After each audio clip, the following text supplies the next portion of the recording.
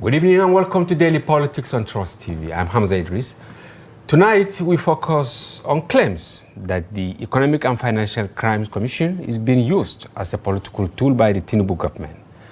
Opposition leaders say the agency is targeting them to weaken multi-party democracy.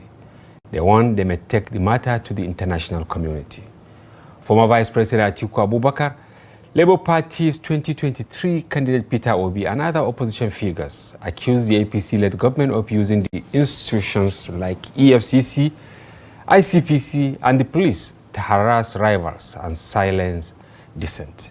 The Tinubu government and the EFCC reject the claims. They say the opposition is playing politics with anti-corruption efforts and trying to shield itself from lawful investigations. On the program tonight, we have from the APC Director of Information, Bala Ibrahim, and opposition chieftain, Dr. Ladan Salihu. Thank you both for joining us on the program. Good to have you. Thank you very much. But before the conversation, here are some major news in the polity. The Supreme Court has affirmed the President's constitutional power to declare a state of emergency to prevent a breakdown of law and order. In a 6-1 split decision, the Apex Court ruled that the Constitution grants the President authority to proclaim an emergency. It also held that elected officials may be suspended during such periods, but only for a limited time. A coalition of opposition leaders has accused the federal government of using anti-corruption agencies to harass and weaken political opponents. In a joint statement titled Anti-Corruption, Not Anti-Opposition, the group said the EFCC, Nigeria Police and ICPC are increasingly seen as tools for political pressure, a trend they warn could weaken multi-party democracy. The EFCC has dismissed claims that it is being used to target opposition politicians. The commission said the allegations are attempts by some political actors to evade investigation and distract the agency from its mandate of fighting economic and financial crimes.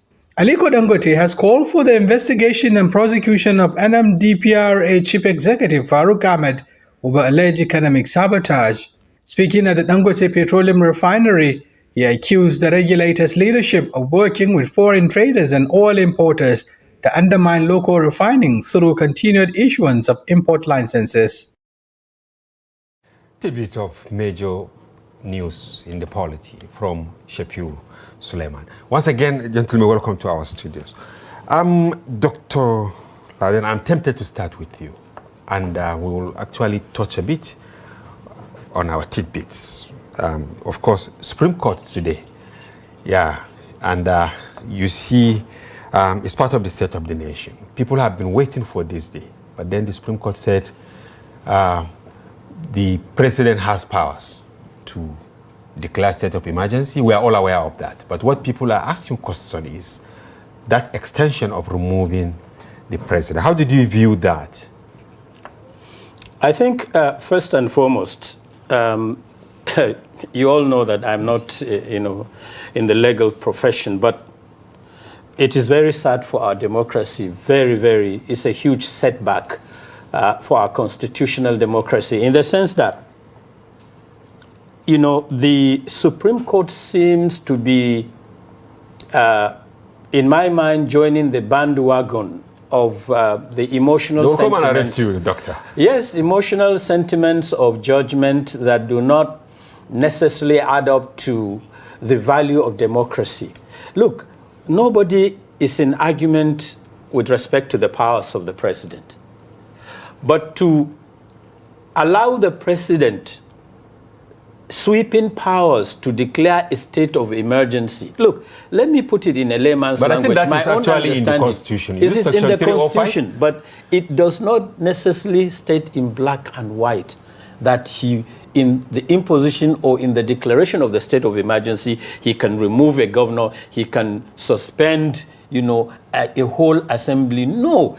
The state of emergency, in my understanding, should be when you have a force majeure, when you don't expect something that suddenly drops that you must address in the interest of the nation. Then you can declare an emergency, say on flood disaster. You can declare an emergency just the way he did on insecurity and on famine. But to escalate it to the removal of constituted constitutionally elected. If you have, now let's assume you have, God forbid, in 7 states, chaos. You can't deploy the security to take care of it. You must declare state of emergency in 7 states. The democracy will collapse. It is not about opposition, my brother. It's about the constitution and the survival of democracy and the integrity of the nation state. All right, because it's a tidbit, Malabala, I will give you just a minute to give us your take before we have, State of the Nation, which we normally have on Monday. Then we move on with our conversation. The Supreme Court judgment. Well, fortunately, like Doctor said, I'm also not a lawyer. And in matters of law, if you are not a lawyer, if you go into it, you're only going to talk as a layman. So I'm going to talk as a layman. The decision of the Supreme Court is a decision by those who are empowered to be the most learned as far as the interpretation of the Constitution is concerned. So they have said what they said. And their position is supposed to be sacrosanct. You cannot challenge it. You cannot go above what the Supreme Court has said. For the judges to take that decision, I'm sure they have taken the decision in consultation with the position of the Constitution. So they must have envisaged what the position of the Constitution is, and they have taken that decision in the interest of the nation. Don't you think you in the ruling party, you will take advantage of this to just slam the state of emergency on states and then overreach by removing governors? Well, I haven't read the ruling, but I'm sure the ruling did not say this declaration of state of emergency is for the tenure of the APC while in power. It's probably a decision that was taken for as long as the Constitution is going to be in operation, regardless of the party in power. So, all right, thank you very much. And viewers, in line with our tradition, State of the Nation from Dr. Hakim Baba Ahmed.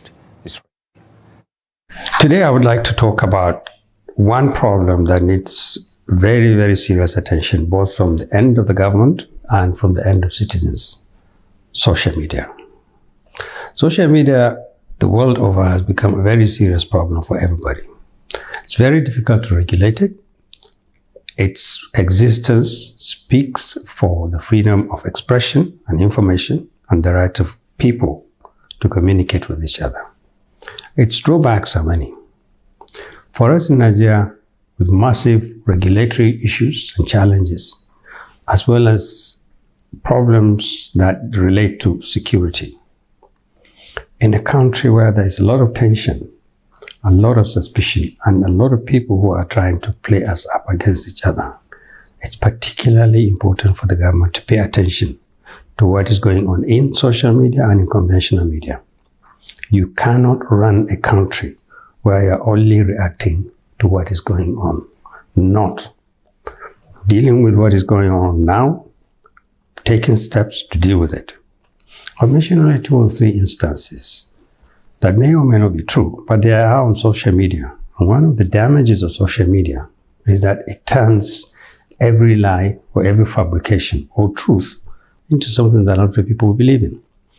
The first one was a video that was circulating a few days ago, showing some people attacking what was described in the video as a settlement of Hausa people in a particular place in the southeast. It was a horrible video to see because it showed a group of people disembarking from a vehicle and destroying every single thing near a market. It said it is Hausa people who are selling meat in that particular part of the city. True or not, this is not the kind of thing that authorities will see and just simply shrug and walk away. Times are hard, tensions are high, and it is important. If all we do is to put out a statement to say that video is either false or we're taking steps to deal with it, it didn't happen. And I can say with some certainty and responsibility that a huge number of people were disturbed by that video. The second one had to do with the experience of a very famous singer in Daura a few days ago, where, according to some news outlets, particularly in the social media, the singer was stoned and chased away, or chased away from the palace. What this states to us is that we need to be very careful of our public reaction to political issues. The nexus between security and politics is a very, very sensitive one, and it's wide. There are so many other stories flying around. Is it true that Burkina Faso is holding our soldiers? Why don't we hear from the government? Is it true that there are threats, but using them in ways that we would rather not have?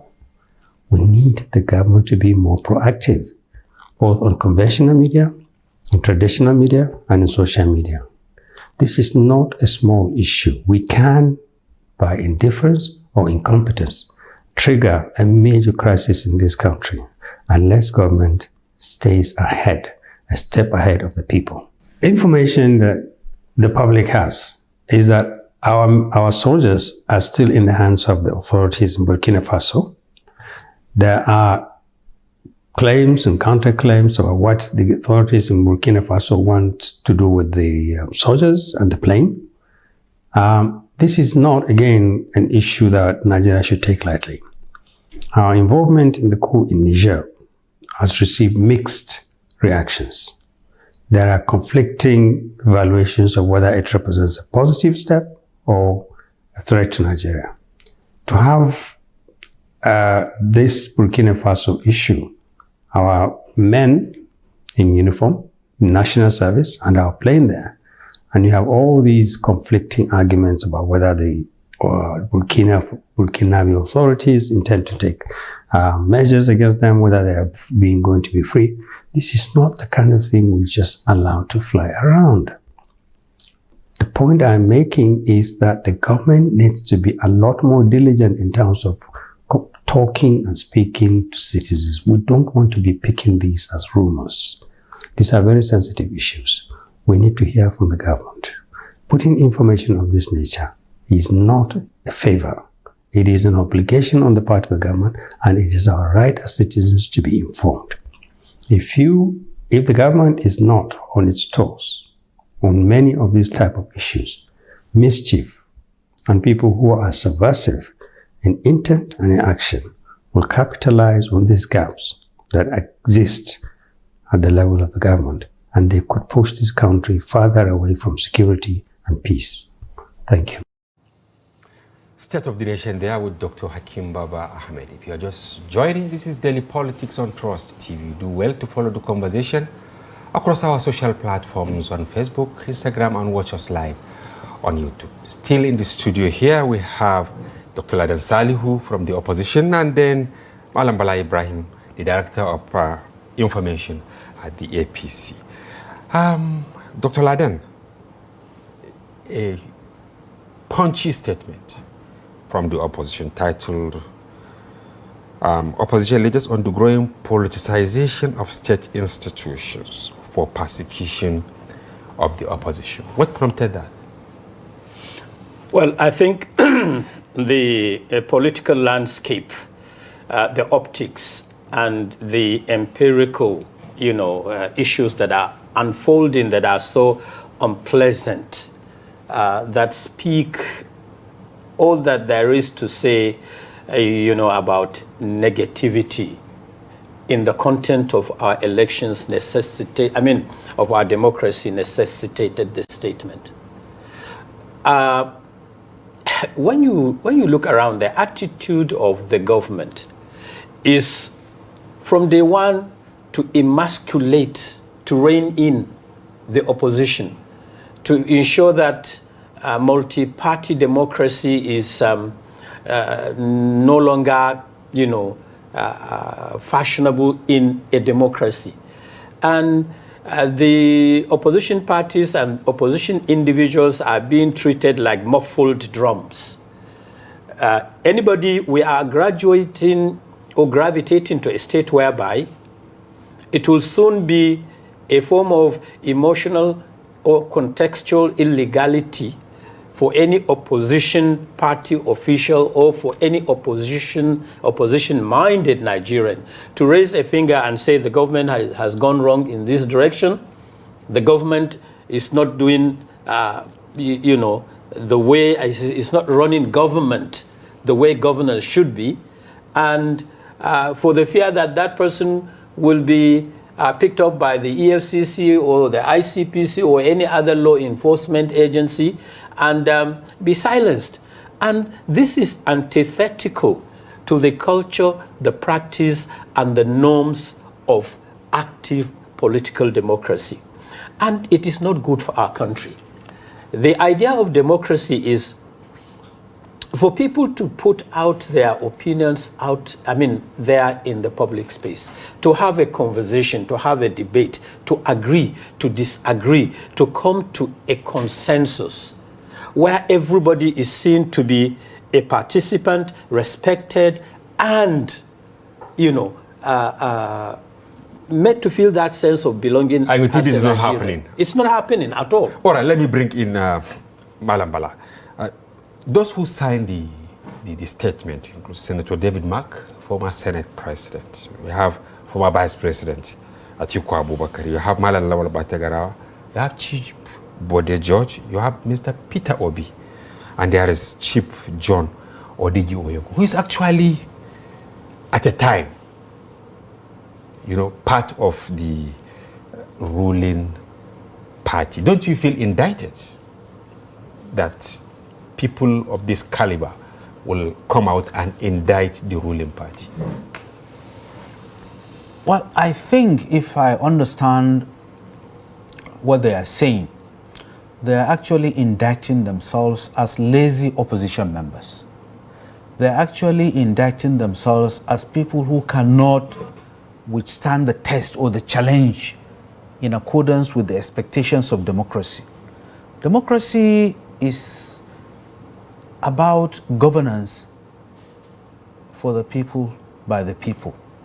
And the ambition of democracy is not that there must necessarily be an equal number of people in power as the people in opposition. No, neither does this envisage a situation where the minority will be the majority and the vice versa. When you look at the people you mentioned, these are people that were in power at one point. They were in power for 16 good years. And some of the people they are accusing were in the opposition for the period they were in power. And these people that were in the opposition were not playing the kind of opposition they are now playing. I call it lazy or weak man's opposition. When you are in the opposition, your mission, your aim is to wrestle power and be back in control, or be in control if you have not been in control before. You must not trivialize issues. You must not grandstand. But what they are saying, is that even if they want to have the opposition, they are always being obstructed. For instance, we have the ADC, right? Now, ADC is in crisis, and they are pointing accusing fingers at APC. Look at PDP. Gradually, it is actually disappearing. Hands of APC there. Or even using some elements from within the PDP to continue destabilizing the opposition party. Don't you think by the time the APC takes everything, we will no longer have democracy? Well, maybe they don't understand, or probably their understanding of the struggle for power differs from my own understanding, or the proper understanding of the struggle for power. In the struggle for power, you don't leave your opponent at peace. There is just no way. You wouldn't want him to be in comfort, because if you do that, you are weakening yourself. You use the instrument of states to make him uncomfortable. No, there are legitimate processes and ways by which you make your opponent uncomfortable. But is APC deploying any legitimate? Because some of the accusations, which I will come back to Dr. Ladan, for instance, even from within, the parties, planting stooges to continue destabilizing the polity. Yes. Am I wrong, Dr. Ladan? Well, maybe you should come in here. Let me not play the advocate for you. No, I think what is happening is my brother is torn between the rock and the hard place. Is that what you think? It is a tough time to be a salesman, sorry, a spokesperson for the government, for the government in power. Let me say this, and I'll say it without equivocation. The most disastrous period thus far in Nigeria's history, in the current stanza of 25 years of unbroken democracy, is the APC. The APC and its government, and its governance, and its shenanigans. The quality and condition of lives of Nigerians, look, we're not even talking about the issues today. I'm just taking you on a kind of dashboard look at the political indices, economic indices, developmental indices, and the indices of democracy. We are far worse today than we were in the times of Goodluck Jonathan. Politically, we are far worse today than we were in the times of Goodluck Jonathan in democracy. We are far worse today. In fact, we are at the ebb, almost bottomless pit in terms of handling the economy. We are literally in a state of war when it comes to the issues of insecurity. Look at what is happening in Katsina State. 14 out of 34 local governments are effectively, as I speak, in the hands of non-state actors. Don't enter Zamfara. Don't go into Kebbi, where you have the Lakurawa. And it is sad that when some of us speak, or when people sit down, and you have the likes of David Mark, who was the former president of the Senate, and a lot of people don't even understand this David Mark. Let me take a minute to explain to you how he contributed to the development of our own democracy, to which the current system is a beneficiary. Remember the issue of doctrine of necessity? If that day he hadn't ruled, there would have been an elongation. He stood firm and ensured that it happened. But what we are saying... Let me land and paved the way. So whenever David Mark speaks, whenever Atiku Abubakar speaks, whenever John Odige Oyegun, who was a former chairman of the APC, speaks... And that's where I'm heading to, because I want to say that, don't you think it's self-indictment? No, if people not like at all. this, take Atiku, for instance, take, of course, exactly. These are not paper tigers. These are, in the present, even in the present because conversation. Atiku, part of APC, Oyegun, part of APC. Now, simply because they are not in power. Are you not validating what Bala said? That they actually doing lazy opposition? It's not a power game. And it is not an issue of opposition only. It is an issue of conscience. It's an issue that every Nigerian must rise and speak about. It is an issue of integrity. It's an issue. Is it because they are not part of government? Not at all. Look, that is, rhetorics of politics. Yes, they are not part of government, but 38% of the voting population gave Tinubu the mandate. If you take Peter Obi, who is a signatory, and Atiku, they have 62% of the total votes.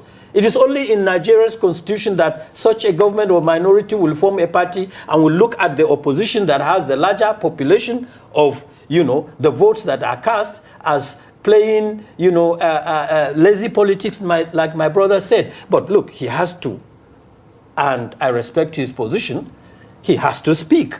But the truth of the matter is that we are in the most the most dehumanizing political conundrum in this country. How you get out of it is to get this government out of power legitimately, and we will continue to speak. These people that gave the press release today, they are not paper tigers. It is only in this government that you have a former minister of finance that resigned on the account of illegalities and corruption, that she just walked away freely, no prosecution.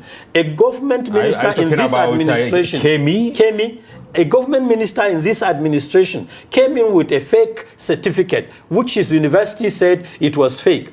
he was left to go scot-free. And in this same administration, you have the audacity to pick Malemi and, trump up some very almost impracticable bail conditions and picked up Tambuwal months later. Why didn't you pick Matawale? Why didn't you bring back Hadi Sirika? Why didn't you bring back many other people that have been... Bala, come in here. Taken to the EFCC? Why didn't you give them such stringent conditions? Okay, now the poser is to you. Why the selective justice? Because it's one of the issues they raised in their statement, that state apparatus are being used. EFCC, ICPC, is it the police, is it the code of conduct, and all that. Are you not worried that they have these facts in their hands? He even maybe forgot to mention Beta Edu, who is now part and parcel of the campaign machinery of Mr. President, after she was removed from office over allegations of corruption. Well, thank God none of the institutions you mentioned were the creation of the APC. The EFCC in particular was the creation of the PDP. And the PDP had used the EFCC to do what it did. When we were in the opposition, we did not cry because we believe corruption cannot be made to carry the tag of a political party, a tribe, or religion. Regardless of where you belong, if you are corrupt, if you are found wanting, you are accused, it is for you to go and answer the questions. Fortunately, the person on whose name this brouhaha is going on is a lawyer. Not just a lawyer, but one time in charge of the EFCC. Malemi, when he was the Minister and Attorney General of Justice, virtually transferred the activities of EFCC to his office. Is this an allegation, or that is what it is? No. He was empowered. He was so empowered. He oversaw the function of the EFCC when his nephew was in charge, Abdurrashid or whatever his name is. Abdurrashid Bawa. And the same Malemi was the one that oversaw the arrest and prosecution of Magu, who was the EFCC chairman. But the EFCC chairman, he was the secretary at that time when Bawa was. Yes. Meaning that he is in the picture of what was happening. Exactly. Just like when the nephew, Abdurrashid, is the nephew of Malemi, took over as the chairman of EFCC, we did not complain. We didn't say no. But can two wrongs be right? They can't. You said they can't. The EFCC was set by PDP, and now PDP use it for whatever reasons. Now you are doing the same thing. No. What I am saying, for a lawyer who believes in the court of law, if he has any grounds with regards the modus of investigation, he knows the right place to go to. You go to the court of law, not the court of public opinion. He's grandstanding. He's trying to self-promote. It's a self-promotion antics. Trying to say, you have to answer the questions you are being charged. And you answer them. But he is not supposed to be there for more than 24 hours, according to the law. Why?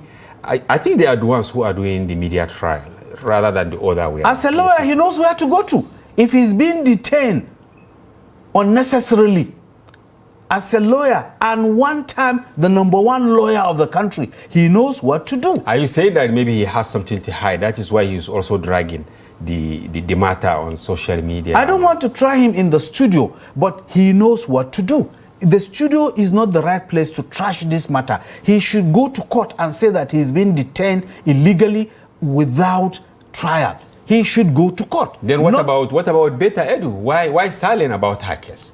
Investigation is not something you do and finish within weeks. Depending, things unfold as you move. So I don't have the facts regarding the investigation of Beta Edu, but one thing I know for sure, the government was swift. It was fast. It took action. She was removed. So it means the government was listening. Nigeria is expected after removal, arrest, then investigation, and then, arraignment and all that. Okay, if you want speedy trial, Malami, who is now complaining of what is done to him, was the one who investigated Samba Suki, the NSA during the time of PDP or Goodluck Jonathan. Samba Suki is still in court. After 10 years, his case is yet to be disposed of. 10 years. You see, investigation, especially investigations that have to do with corruption, is not something that you treat like conventional pregnancy that has to be done within 9 months. Sometimes it takes ages. And some of these people that were tried by Malami himself, we have cases of people who were tried for 3, 4, 5 years. Their cases were not disposed of. Under his watch. Under his watch. And I can give you names. So it is not for, and he's not the first attorney general to be so tried. We had Bello, our friend Bello Adoke. Bello Adoke. Bello Adoke had to even go on exile. He was put on trial. And if you are talking about selective justice, we have members of the APC that are still undergoing trial. Like who? The former governor of Kogi State, what's his name? Yahya Bello. Yahya Bello is still being tried. Why are people, you see, I don't want us to be trivializing issues simply because we want to pass the buck. If there is allegation against you, for you to prove your innocence, go to court. And President Buhari, may his soul rest in peace, said one time that people should hold on to the trust given to them. Well, because in the event of want, if at any time they are found wanted, they will be called to account. I may not be there. And look at what he said. Okay, Doctor, you people spoke about weaponization of the EFCC and then erosion of its independence. How do you mean? You see, first and foremost, you have to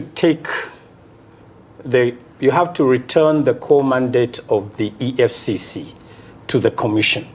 When it was established in 2002, 2003, it was established against the backdrop of the international issues connected to, 419, advanced free fraud, remember? And in the domestic domain, the issues of corruption. What we have seen over the years is a graduation of the EFCC gravitating away from its core mandate and becoming an instrument of political witch hunt and harassment by the powers that be, that cherry picks on issues of arrest, prosecution, that decides who they should pick. Look, Malami issued a press statement.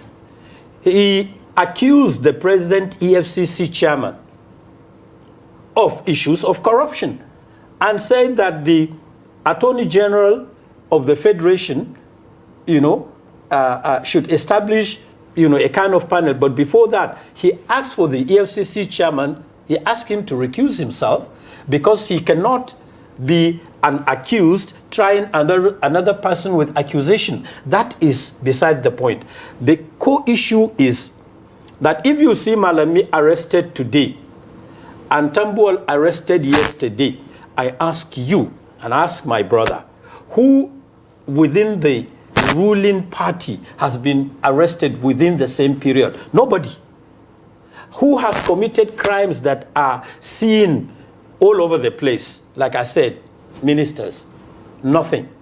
And so if you don't return the EFCC to its founding mission and vision and the philosophy that establishes the commission. But was there any time that EFCC actually lived up to its expectation? For instance, even if you are talking about the Obasanjo era, was it not that time that the current national security advisor was saying that they will go after the current president? Look, there are always gray areas in administration. And in the metamorphosis of any of any investigation organization such as the EFCC, you are bound to have certain, setbacks. But those setbacks should not be as glaring as to make the citizen feel that that institution has now graduated and dropped its guard to becoming an instrument of molestation and harassment of opposition leaders and picking people at will. Look, like I said, if you can pick anybody, it's within their own mandate. But if you must pick, it must be contextualized with integrity, with consistency. There must be a level playing field where somebody that is seen, you have a house full of people with a lot of allegations, then you close your eyes or you open your eyes and pick the ones you want to harass and safeguard the ones you want to protect. That is not investigation. And that is why we are saying Malami should be released. Because if Yahya Bello is free and walking the streets today... Because he's still in the APC? Because he's still in the APC, like Adam Soshomole said during the time of Buhari, that if you are in the APC, I mean, you can do no wrong if you leave the PDP and you come to the APC. You can be, you are forgiven. That is the incubation period of this kind of impunity we are seeing today. So there is no literature on the surface of the earth that can change the reality of the ground. That the government is using the EFCC to harass the people, that the government has made the EFCC to be an institution, an instrument of coercion and harassment and intimidation of political opposition. And give me tomorrow a minister, a high-profile government official, a high-profile party official of the APC that is in the same cell with Malami, I will change the conversation. All right, Bala, why is the ruling party? Because we believe that a political party should have that courage to talk to the executive, because they know that there is day of reckoning. Why is the party, reluctant in advising Tinubu or the executive in handling some of these salient issues that the opposition are actually telling Nigerians almost on a daily basis? People are saying, even the former chairman of your party, there are issues around him before he left office. And now he's working free, campaigning, even trying to now have another, parallel establishment in Kano, for this. I'm referring to former Governor Ganduje, who unceremoniously left his seat. But the opposition, they are alleging that it wasn't just he wanted to go to attend to his health. There are undercurrents beyond what we are seeing on the surface. But I don't want to use this platform to educate people on the duration of investigation of crime. You see, criminal investigations don't have expiry date, and there is no limit to how long it takes. Matters can be revisited even while the accused is in the grave. So simply because someone was put on trial, released on bail, and he's in circulation, does not mean the matter has ended. But unfortunately, Nigerians, they want a speedy and unfair trial, which in itself is injustice. You allow things to take their natural course. There is no one that is undergoing investigations unless and until the court clears him. Even where lawyers put this language, noli prosequi. But do you think he will have been passing through the travels he's going through now if he were in the APC? Who? Malami, for instance.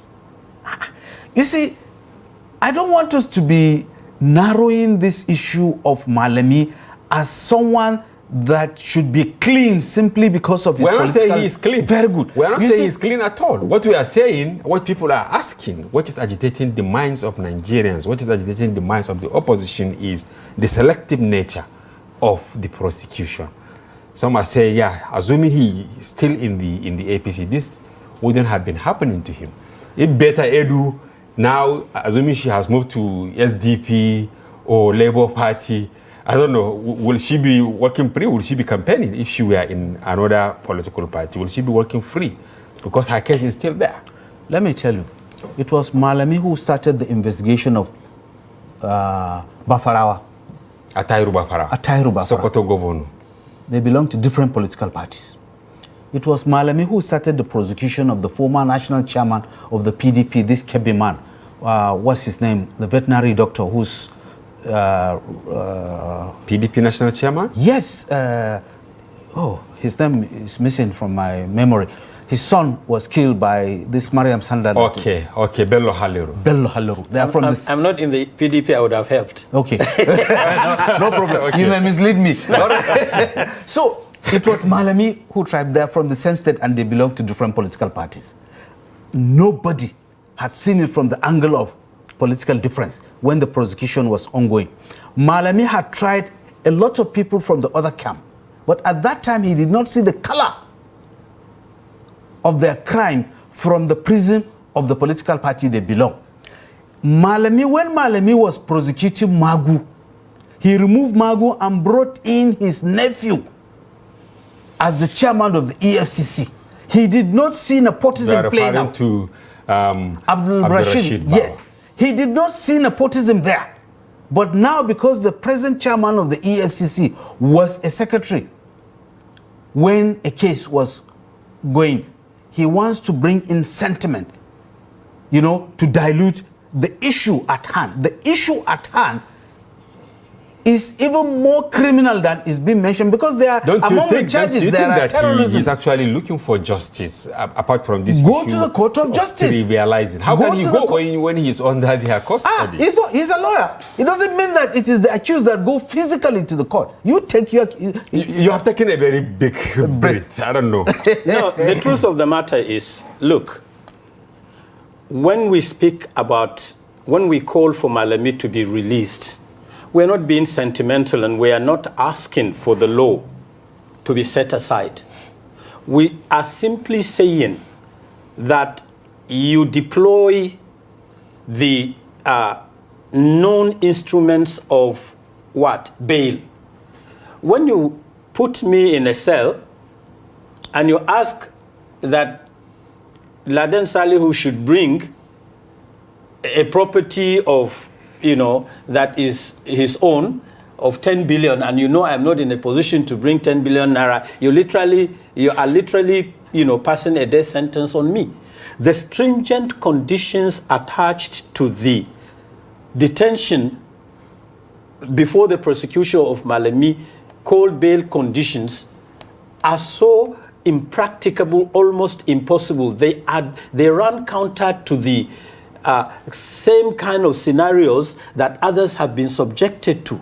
And all we are saying is that we are not saying Malami is guilty. We are not saying Malami is innocent. We are saying subject him to the civil liberties that he must enjoy as a Nigerian. Instead of keeping him behind the bars. When you bring stringent bail conditions that you have not brought to like-minded people in the past, then it tells you that there is a political undertone to keep him there forever. And that is why I still say that Malami has accused the EFCC chairman of also being part of, an investigation in the EFCC, and that he should recuse himself. Let there be an independent person that will come. Is that why you call for to embed preventive anti-corruption mechanism? I don't know, yes. But I want Bala to come in here. This is what they are asking, to establish an independent review body. Maybe they want that body to also superintend over the EFCC indirectly. Is that not what you are asking for? No, what we are saying is that there has to be a checkmate. There has to be some clearinghouse. But for how long are we going to keep having layers? No. There has to be the EFCC cannot be so literally draconian in the discharge of its responsibility. The EFCC should not be seen to be, that powerhouse of, arrest, detention, and, and calling the shots on prosecution. No. But Bala, is it tenable to have, because they are asking that the body should be chaired by an eminent judge and composed of representatives of civil society, Nigeria Bar Association, Institute of Chartered Accountants, Institute of Chartered Bankers, Financial Intelligence Unit, other anti-graft agencies, police, DSS, armed forces, all political parties. What are they aiming at? You see, Hamza, there is this saying that what goes around comes around. And Hausa man will tell you, if you are going to dig the ditch of evil, make it very shallow. Don't make it deep. Because are they digging? They dug it. You see, the irony is that Malami was in charge of this. But beyond Malami, the question I ask now. I am coming to that. Okay. Malami was at the helm of this place. And all these things he did not see when he was putting people there. He did not see, he did not anticipate. But have they ever, kept someone for this long? How many days was Malami? Is he up to a week in detention? They have kept. They have been dragging him, right? He was there, he came back. Somebody Suki was in detention for upwards of 5 years. 5 years, and the case is still ongoing. Under the watch of Malami. Under the watch of Malami. You see, the thing, for a lawyer, let him go to court. Whatever stringent condition that is given for your bail, you can apply to the court. I kept asking you that can if apply they made to the court and say, we want a review. Why are they not utilizing that avenue? You are making the same mistake now. We are not making the same mistake. What we are saying is, I don't want legal issues to be trash in studios. Or I don't want matters that are supposed to be in the court of legal. Context, because Nigerians, what they are seeing is actually clearly different from the point of view you are coming. Yes, it's because sentiment is brought in and the matter is diverted from legal trial to media trial. You understand me? The right thing to do is to present this fact before the court of law and say that this are being done and they are not fair. He knows better. But because he knows he's not going to get what he wants there, he rather throws it to the public court where the matter will be given political connotation and in the end, compound his situation. We have less than 1 minute to wrap up now. Yeah. What do you think should be done? Because the allegation you are saying is that the federal government is deploying all instruments of state against the opposition. Will you survive it? You see, we will survive it. There is no particular government, no individual, no Nigerian, however powerful, no institution, however fearsome, and no attitude, however draconian, how are you going to subvert the will of the people. We are focused. We know where we are heading. Some of these things you are requiring will need the intervention of the courts. They will need the intervention of the National Assembly. This is an option that we put before the Nigerian public. Try it. Let there be a clearing house. Is it that you don't trust the legislature and the executive? Let me drop this point. The media should also be a clearing house of cerebral discussions, emotional intelligence on issues of national development, on issues of politics. There is nothing that must be hidden under the carpet. Okay, final words from you. The final word from me. Yes, do you believe in the judiciary, the civil society, and then the the legislature, that they will help in solving some of these problems? We have confidence in the judiciary. We are just asking. What about the legislature? The legislature and the judiciary, they have their setbacks. They are a product of the current system that bespeaks degeneration and collapse, near collapse of our system. Okay, but and they have their challenges, so they have to live up to the expectation of expectations of Nigerians. That's all I'm saying. In 10 seconds, how do you think you will manage the perception? Because it appears to be very low in the eye of Nigerians. I'm talking about the ruling party and the federal government. Do you have the magic wand to change the tide ahead of elections? This should be in 10 seconds. We will not change the definition of perception. For as long as they remain in the opposition, our glass half cup will always be seen as half empty from their own side. But what we are saying and what we are doing is in tandem with the ambition of democracy, and we are giving dividend to the people who continue giving dividend. And you think Nigerians will support you the way things are going? By the grace of God, they will. All right, thank you very much, Bala Ibrahim, Director of Information of the ruling All Progressive Congress, and Dr. Ladan Salihu. We have to have you some other time so that we can continue the conversation. Bring it on. I like to have a conversation with my brother anytime, and you. Thank you. Yes, and it was that wrap on today's package of Daily Politics. Join us tomorrow for another interesting edition. From here, I'm Hamza Idris. Good night.